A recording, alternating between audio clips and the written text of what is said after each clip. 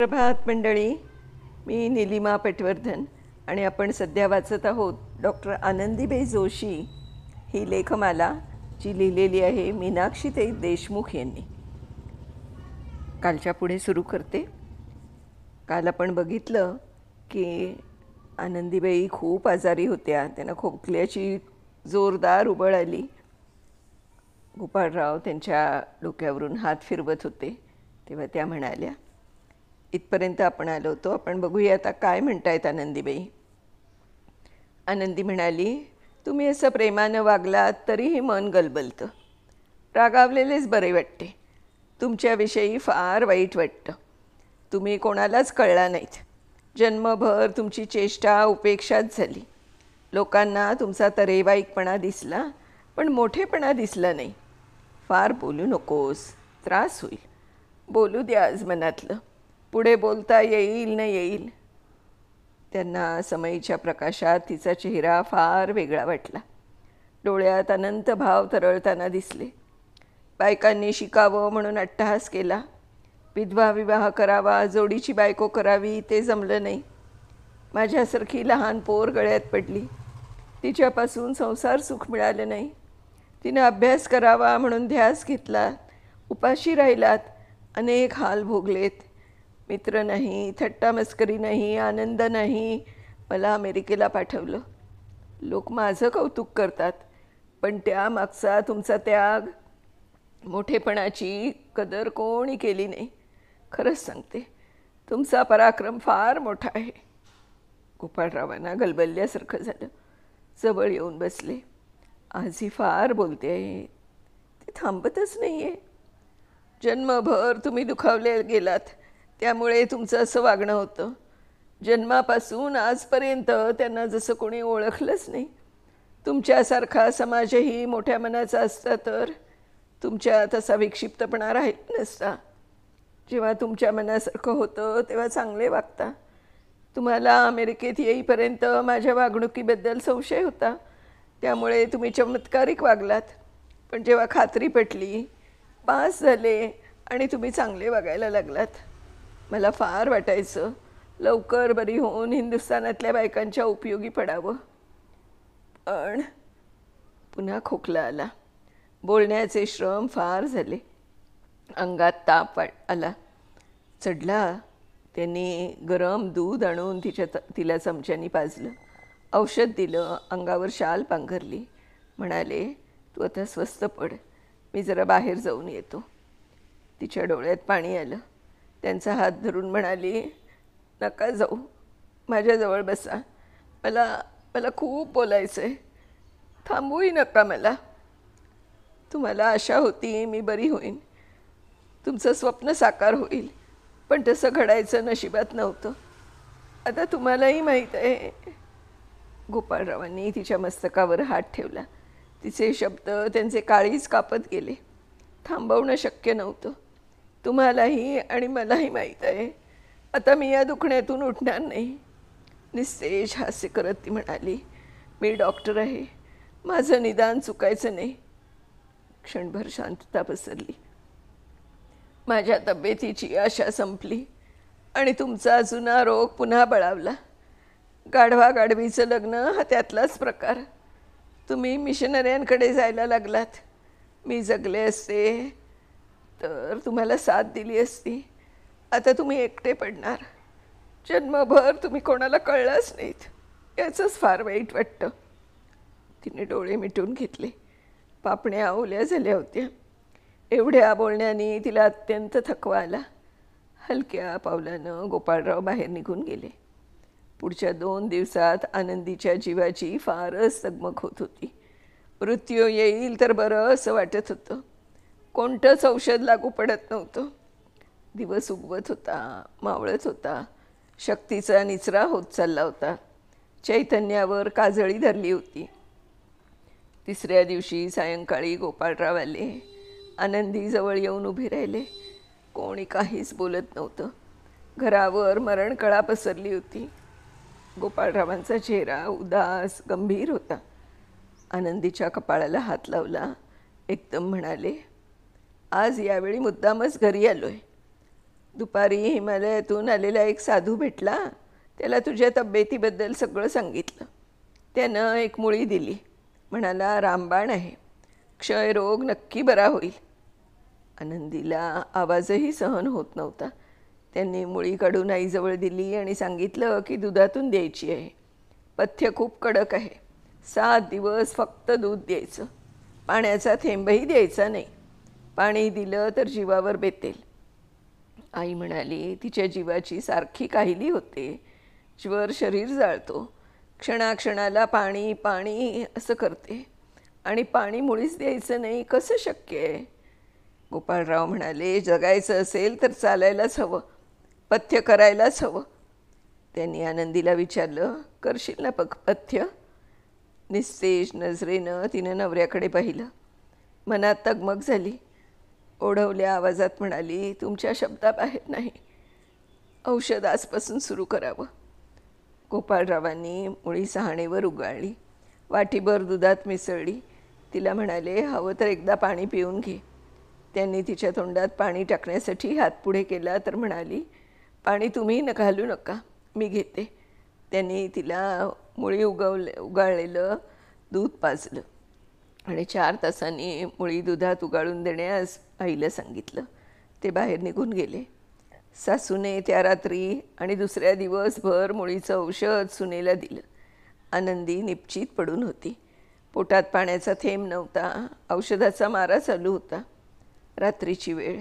सगळेजण आपापल्या जागी झोपले होते. अर्ध्या रात्री एकदम भेसूर किंकाळीचा आवाज घुमला. दात वाजण्याचा आवाज आला.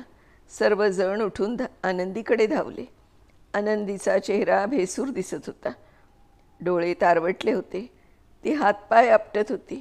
सासूनं हलवून विचारलं, अगं केवढ्यांदा ओरडलीस? स्वप्न पडलं का? आनंदी खूप मोठ्यानं रडू लागली. रडतच म्हणाली, माझं शरीर जळतंय हो, आतून आग लागली आहे, पोटात वणवा पेटल्यासारखं वाटतंय, सहन नाही होत, खरंच सहन होत नाही आहे.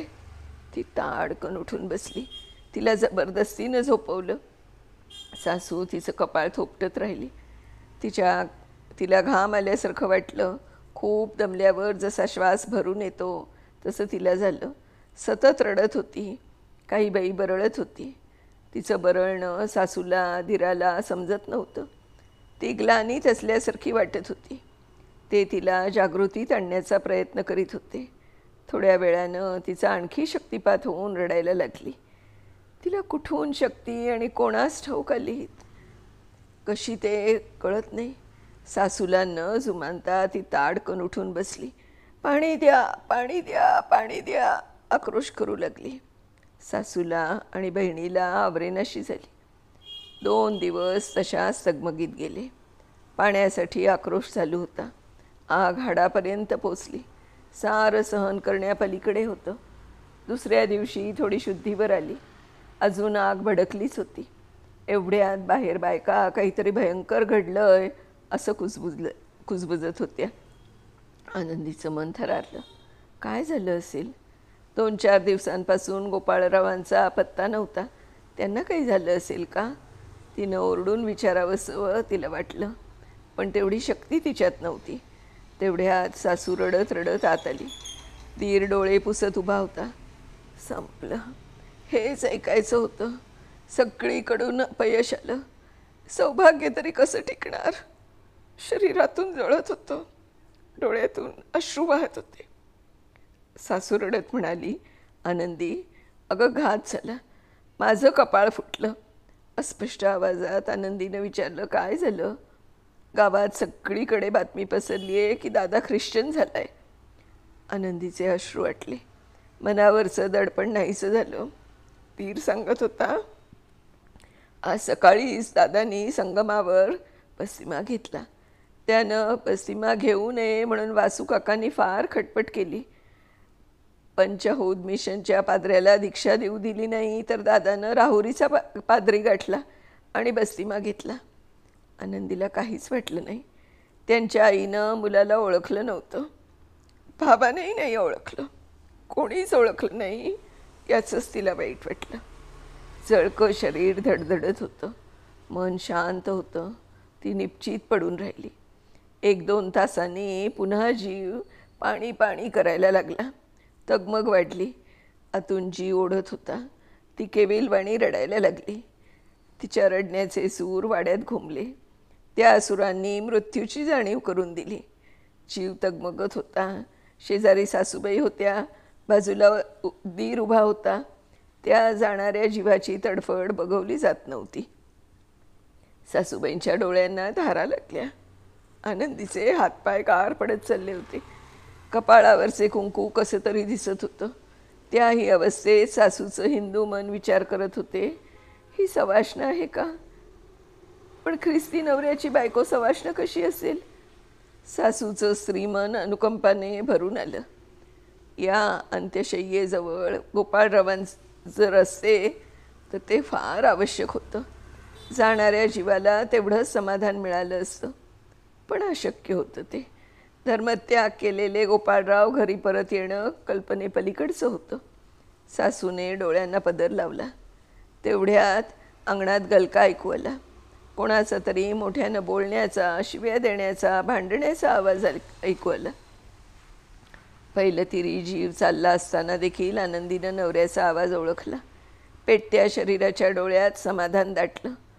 गोपाळराव ओले त्याने वाड्यात आले. ओरडत म्हणाले, कसला ख्रिस्तीन, कसला बस्तीमा. या पाद्र्यांची अशी फजिती केली की लोक बघतच राहिले. नुसतं अंगावर पाणी शिंपडण्यानं कोणी ख्रिस्ती होतो का? मी ब्राह्मण आहे, आता संध्या करतो. त्यांनी लगेच पाठ मांडला.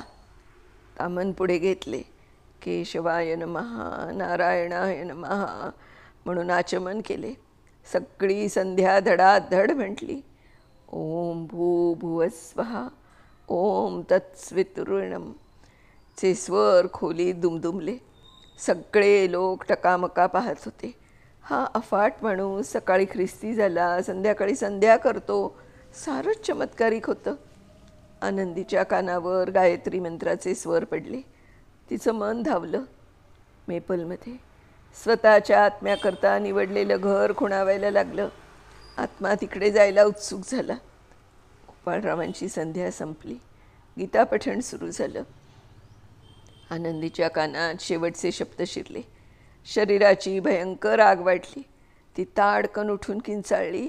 आतून जळजळतंय हो, आतून जळजळतंय, सहन होत नाहीये, मला पाणी द्या, पाणी द्या. गोपाळरावांचे गीतापठण थांबले. ताम्हणात पाणी घेऊन ते तुळशीकडे जात असताना तिचं बोलणं, तिचा आक्रोश ऐकला. ते तसेच सामान घेऊन आनंदीजवळ आले. त्यांनी तिच्या डोळ्यात बघितलं. बुबुळं फडफडत होती. आत्मा जायला निघाल्याची जाणीव त्यांना झाली. तिचे पेटते शरीर आक्रोश करत होतं. मला पाणी द्या, आता नाही सहन होत, नाही सहन होत. गोपाळरावांनी ताम्हणातल्या पाण्याकडे पाहिलं. त्यांनी तिच्या पाठीवर थोपटलं. ती काकुळतेने म्हणाली, मला पाणी पाहिजे.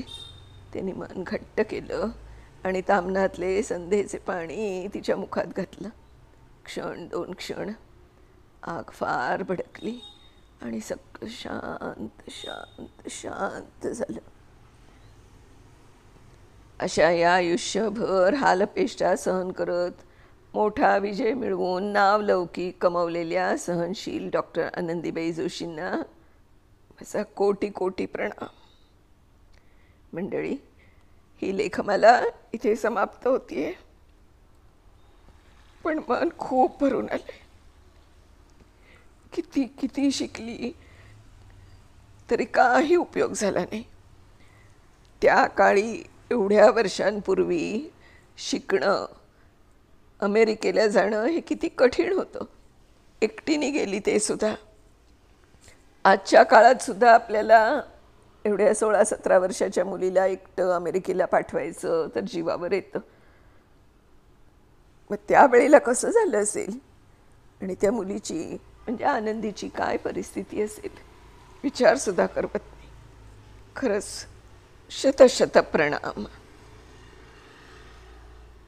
मंडळी, थांबते इथे. पुन्हा नवीन एखादं पुस्तक घेऊन लवकरच तुमच्या भेटीला येईन. मीनाक्षीताई देशमुख यांचे पुन्हा एकदा अगदी मनापासून आभार की इतकी सुंदर लेखमाला त्यांनी मला वाचायला दिली. आशा आहे की मी तिला योग्य न्याय देऊ शकले. धन्यवाद.